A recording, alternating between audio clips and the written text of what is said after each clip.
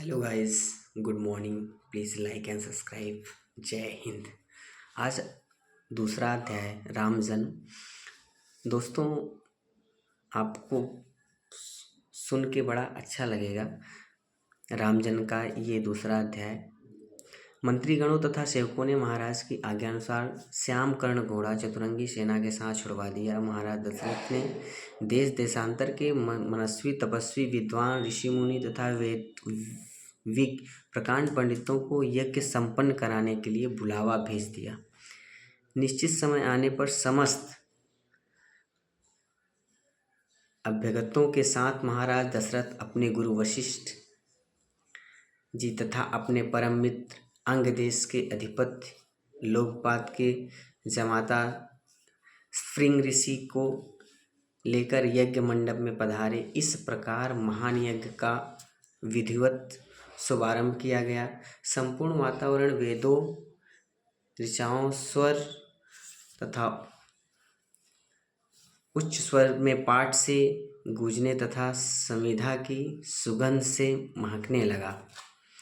समस्त पंडितों, ब्राह्मणों, ऋषियों आदि को यथोचित धन्य धान गौ आदि भेंट करके सादर विदा करने के साथ यज्ञ की समाप्ति हुई। राजा दशरथ ने यज्ञ के प्रसाद ऋचा को अपने महल में ले जाकर अपनी तीनों रानियों में वितरित कर दिया। प्रसाद ग्रहण करने के परिणाम स्वरूप परमपिता परमात्मा की कृपा से तीनों रानियों ने गर्भ धारण किया। जब चैत्र मास के शुक्ल पक्ष की नवमी तिथि को पुनर्वसु नक्षत्र में सूर्य, मंगल, शनि, बृहस्पति तथा शुक्र अपने अपने उच्च स्थानों में विराजमान थे। कर्क लग्न का उदय होते ही महाराज दशरथ की बड़ी रानियां श्री कौशल्या के गर्भ से एक शिशु का जन्म हुआ, जो कि श्याम वर्ण, अत्यंत तेजोमय, परम कांतिवान तथा अद्भुत शौर्यशाली था। उस शिशु को देखकर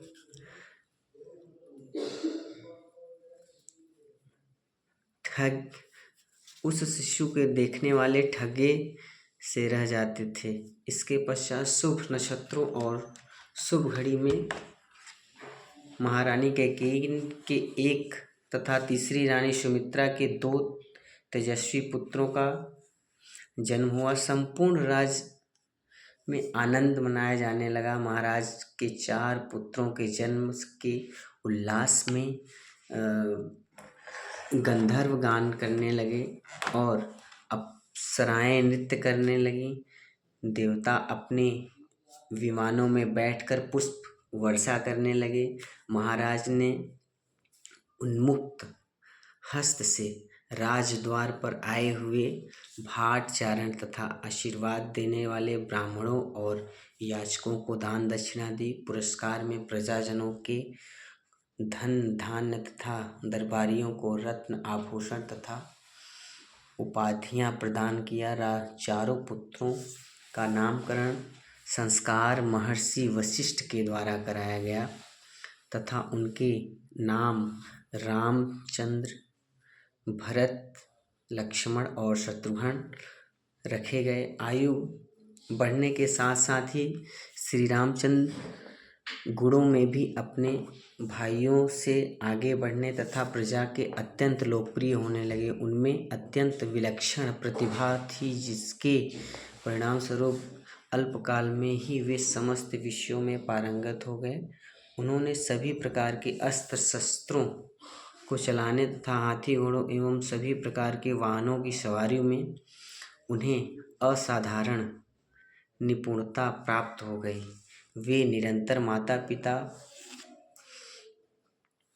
और गुरुजनों की सेवा में लगे रहते थे। उनका अनुसरण शेष तीन भाई भी करते थे। गुरुजनों के प्रति इतनी श्रद्धा भक्ति इन चारों भाइयों में थी, उतना ही उनमें परस्पर प्रेम और सौहार्द भी था, महाराज दशरथ का हृदय अपने चारों पुत्रों को देखकर गर्व से, आनंद से भर गया। जय Shri Ram. Please like and subscribe.